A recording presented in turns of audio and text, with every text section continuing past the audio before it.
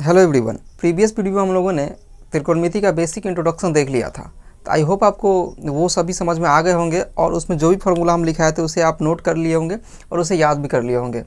फिर भी अगर कोई डाउट रह गया उसमें तो उसको फिर से देखिए, समझ में आ जाएगा। तो हम देखते हैं इसमें 1 नंबर सवाल, पहला चैप्टर है इसका। तो जिसमें ए बी सी में जिसका कोण बी समकोण है और ए बी 24 सेंटीमीटर और बी सी 7 सेंटीमीटर है, तो निम्नलिखित का मान याद कीजिए। जिसमें पहला साइन ए कॉस ए, फिर दूसरा में है साइन सी कॉस सी।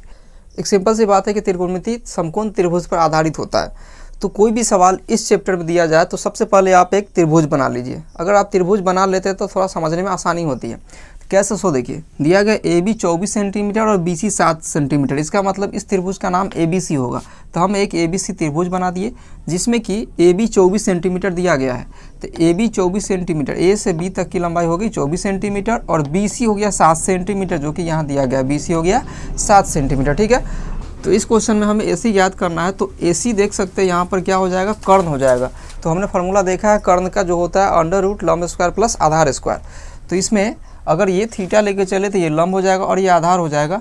तो हम इसका प्रयोग करके ए सी निकाल सकते हैं। देखिए, ए सी हो गया कर्ण, जहाँ के कर्ण का फार्मूला होता है अंडर रूट लंब स्क्वायर प्लस आधार स्क्वायर। तो यहाँ क्या लिख सकते हैं, ए बी का स्क्वायर प्लस बी सी का स्क्वायर, ऐसा हम लिख सकते हैं। अब देखिए, ए बी की जगह दिया गया है 24 सेंटीमीटर, तो इसका स्क्वायर हो जाएगा, प्लस बी सी की जगह दिया गया है 7 सेंटीमीटर, तो इसका स्क्वायर हो जाएगा। अब क्या करेंगे, 24 का स्क्वायर होता है 576 होता है। स्क्वायर का मतलब क्या, 24 गुना 24 करेंगे तो 576 हो जाएगा, प्लस 7 का स्क्वायर हो जाएगा 49 सेंटीमीटर स्क्वायर यहाँ।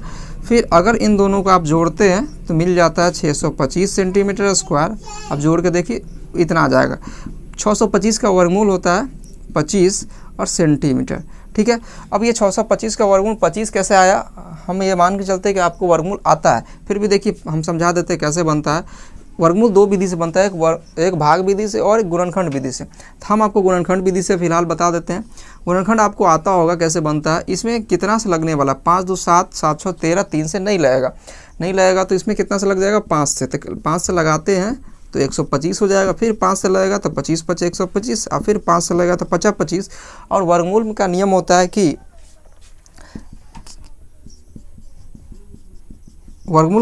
है कि इस 2 में से 1 को लिखना पड़ता है। तो देखिए 2 के बदले 1 को लिखना पड़ता है। तो क्या हो जाएगा, 5 गुना 5 मीन्स 50 25। राइट, समझ में आ गया होगा। तो इस तरह से आ गया, इसका वर्गमूल कितना आ गया, 25 आ गया। समझ में आई।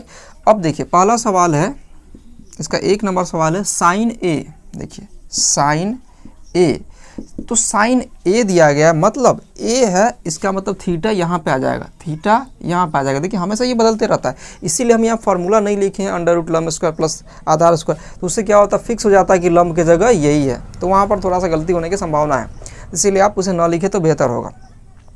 तो यहाँ पर ए है तो मतलब थीटा यहाँ पे आ गया, थीटा यहाँ आ गया, इसका मतलब आधार ये हो जाएगा और सामने वाला लंब हो जाएगा। ठीक है ना। अब देखिए साइन ए का फॉर्मूला क्या याद किए, P बटा H। साइन का फॉर्मूला होता है P बटा H।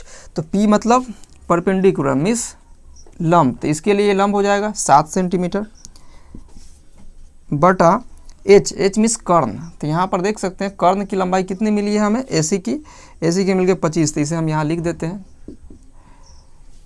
और यहाँ हो जाएगा H की जगह 25 सेंटीमीटर, और सेंटीमीटर कट जाएगा तो मिल जाएगा 7 बटा 25। इसको सही से लिख देते हैं 7 बटा 25 आंसर। फिर इसी प्रकार से है कितना, कॉस ए का निकालना। कॉस ए बराबर, कॉस का फॉर्मूला होता है B बटा H। B मीन्स आधार, और इस A के लिए आधार कौन हो जाएगा, इस A के लिए आधार जिस पर थीटा होता है वही आधार होता है। तो इस A के लिए हो जाएगा आधार 24 सेंटीमीटर बटा H मीन्स कर्ण। तो कर्ण देखिए, कर्ण हमेशा वही रहेगा, उसमें कोई चेंज नहीं होगा। तो आ जाएगा 25 सेंटीमीटर, सेंटीमीटर से कट जाएगा तो आ जाएगा 24 बटा 25 आंसर। अब हम इसका दूसरा सवाल बनाते हैं। दूसरा सवाल इधर बनाते हैं। देखिए 2 नंबर है साइन सी कॉस सी, 2 है। देखिए साइन सी, तो साइन का फॉर्मूला हम जानते हैं P बटा H होता है। सिर्फ यहाँ पर बदल क्या जाएगा, तो देखिए C यहाँ पर है, सी ये रहा, तो थीटा यहाँ आ गया तो आधार ये बन जाएगा अब। ठीक है, और लंब ये हो जाएगा, सामने वाला लंब होता है। तो लंब परपेंडिकुलर मीन्स लंब, है ना। साइन थीटा का फॉर्मूला क्या होता है, लंब बटा कर्ण। तो लंब की जगह कितना है 24 सेंटीमीटर बटा कर्ण की जगह 25, यहाँ हो जाएगा 25 सेंटीमीटर, सेंटीमीटर से ये कट जाएगा तो आ जाएगा 24/25। फिर इसके बाद क्या है कॉस का फॉर्मूला होता है b/h। तो b मीन्स आधार, देखिए c के लिए आधार कौन हो जाएगा, ये हो जाएगा, है ना। थीटा ये रहा, c ये रहा, थीटा यहाँ बनेगा, जहाँ थीटा बनता है वही आधार होता है, ठीक, मीन्स b बेस। तो यहाँ पर आ गया b की जगह 7 सेंटीमीटर और h मीन्स कर्ण तो हमेशा यही रहेगा 7/25 सेंटीमीटर। सेंटीमीटर से सेंटीमीटर कट जाएगा तो मिल जाएगा हमें 7/25 आंसर, ठीक है ना। 7/25 आ गया आंसर। तो इस प्रकार से हम इसका 1 और 2 दोनों बना दिए। तो आपको समझ में आ गया करना क्या होता है।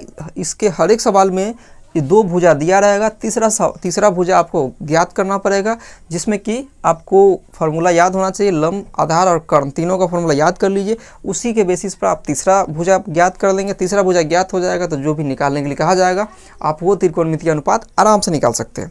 समझ में आ गई बात। अगर समझ में आ गई तो आप इसे नोट कीजिए, है ना। तो एक ही वीडियो में इस चैप्टर के सभी सवाल को बनाना मुश्किल है, बहुत बड़ी वीडियो हो जाएगी। तो आप इस क्वेश्चन को नोट कीजिए। हम मिलते हैं अगले सवाल के साथ अगले वीडियो में, तब तक के लिए गुड बाय।